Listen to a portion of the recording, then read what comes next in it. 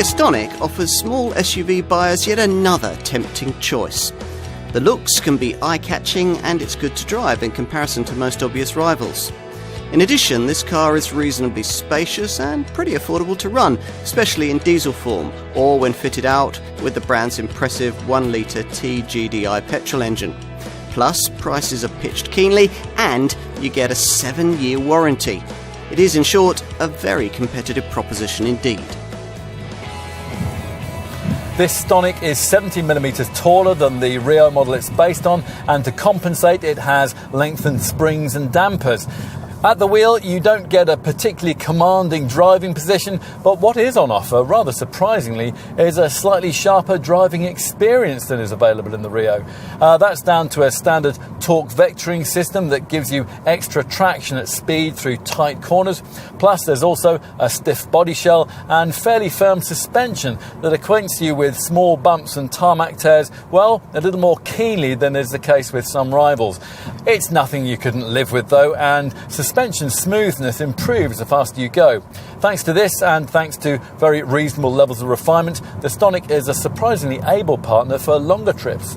Engine-wise, there's a three-way choice. Most buyers, quite rightly, will ignore the entry-level 98 brake horsepower, 4-cylinder, 1.4-litre MPI, normally aspirated petrol unit, and opt instead for the 1-litre TGDI turbo petrol power plant that we're trying here.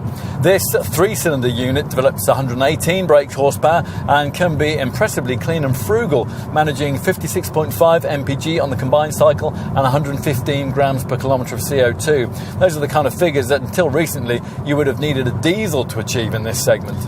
If you do want a diesel, Kia offers a 108 bhp 1.6-litre CRDI power plant. Predictably, there's no four-wheel drive system or traction-enhancing setup on offer, but a 42mm ride height increase that this model enjoys over its Rio Super Mini donor design suggests that reasonable progress could be made in slippery car parks or on light field tracks if you were to equip this car with a decent set of winter tyres. This is one of the most striking Kia models we've seen to date, although the shape does incorporate several of the brand's key recognisable signature design elements. Styled in Europe in collaboration with Kia's Korean design studio, the body aims to blend sharp horizontal feature lines with softer sculpted surfaces.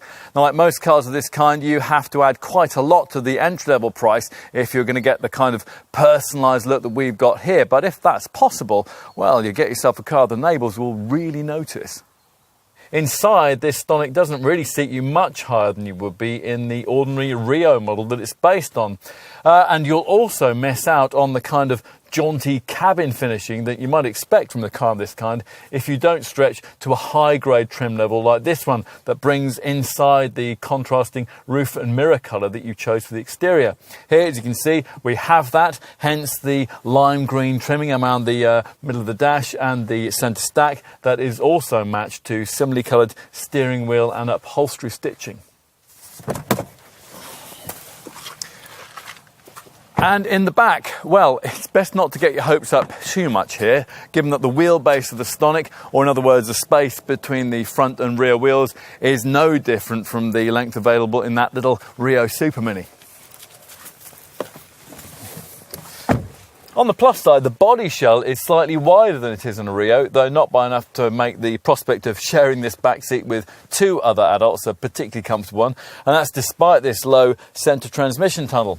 Still, that's the case with all the other models in this class too, and what's on offer back here is a big improvement on the cramped quarters that are provided by a rival Nissan Juke.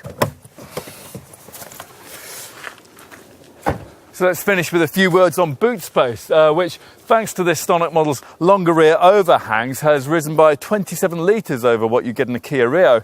This tailgate, it's light to lift, and it reveals a 352-litre luggage area that's class competitive but unremarkable by current SUV B-segment standards.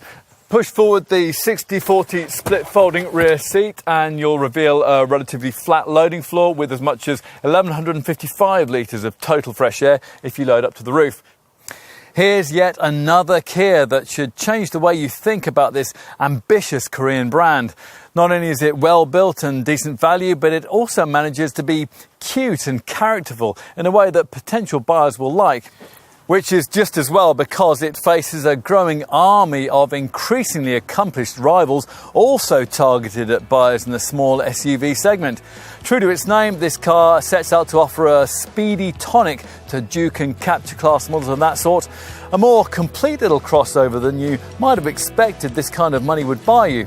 Kia dealers would surely have loved to have had this car years ago, but they must be pretty pleased they've got it now.